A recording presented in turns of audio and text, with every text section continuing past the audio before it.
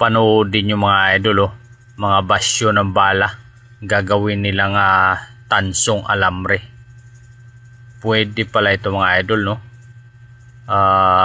At ito na nga, tutunawin na ni Uncle yung mga basyo ng bala para ipoproseso at magiging alambreng tanso.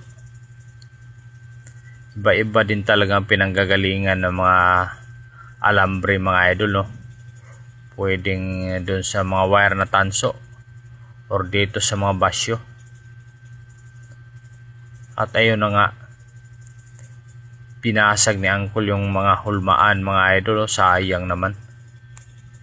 Habang nagbabaga pa nga yung mga nakahulmang tanso mga idol, ay pinasok doon sa kabilang machine para lumapad. At maya maya ay ikakating naman ng maliliit mga idol. Talagang walang pahingaan to, tuloy-tuloy lang ang proseso. Yun, yan ay sukat ng alambre mga idol, nakikita na natin, at hindi pa dyan nagtatapos mga idol, dahil meron pa itong pagdadaanan na ibang proseso.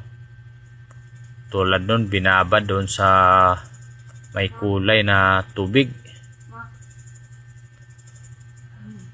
tapos dito naman sa kabila ay i-roll naman para ito sa finished product nila mga idol. Ayun, yun na yung pinaka finished product yung mga idol, napakaganda.